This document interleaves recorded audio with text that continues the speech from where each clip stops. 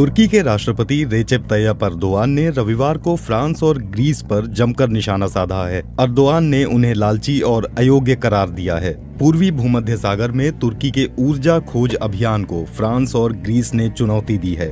इसे लेकर अर्दोआन गुस्से में हैं। पूर्वी भूमध्य सागर में ऊर्जा भंडार की खोज को लेकर ग्रीस और तुर्की में काफी तनातनी चल रही है। तुर्की के खिलाफ फ्रांस भी खुलकर ग्रीस के साथ आ गया है। यहाँ तक कि यूरोप में तुर्की के खिलाफ एक किस्म की गोलबंदी बनती दिख रही है।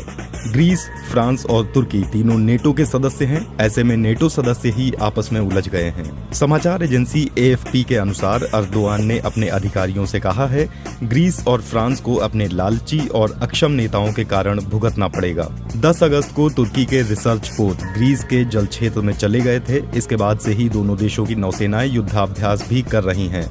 फ्रांस फाइटर्स जेट ग्रीस के पक्ष में खड़े हैं। फ्रांस ने तुर्की को चेतावनी भी दी है कि वो खतरों से न खेलें। फ्रांस के राष्ट्रपति इमैनुअल मैक्रों ने कहा था कि तुर्की को बातचीत का रास्ता समझ में नहीं आता है। अर्दोआन ने रविवार को कहा, अगर फ्रांस और ग्रीस दोनों से लड़ने का वक्त आएगा तो हम बलिदान देने में संकोच नहीं करेंगे। सवाल ये है कि भूमध्य सागर में ये हमारे खिलाफ खड़े होंगे तो क्या ये बलिदान के लिए तैयार हैं? शनिवार को तुर्की ने ऐलान किया था कि वो उत्तरी साइप्रस में सैन्य अभ्यास करने जा रहा है। इससे पहले तुर्की और ग्रीस ने ऐलान किया था कि वो मंगलवार को ग्रीस के क्रीट द्वीप के पास एक दूसरे के विरोध में सैन्य अभ्यास करेंगे। दोनों देशों के बीच पूर्वी भूमध्य सागर में तेल और गैस भंडारों पर दावों को लेकर विवाद बढ़ गया है।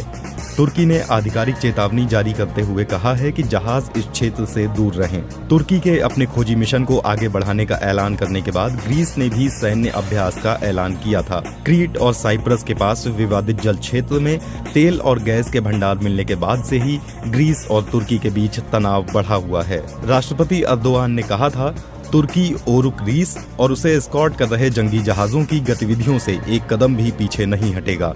उन्होंने कहा कि ग्रीस ने अपने आप को ऐसी मुसीबत में डाल लिया है जिससे बाहर निकलने का रास्ता उसे नहीं मिल रहा है। बीते महीने जब तुर्की ने अपने जहाज को भेजते समय नौसैन्य चेतावनी नेवटेक्स जारी की थी, तब भी ग्रीस ने आक्रामक रवैया अपनाया था। ग्रीस ने तुर्की से कहा था कि वो पूर्वी भूमध्य सागर में तेल की खोज में निकले अपने जहाज को वापस बुला ले।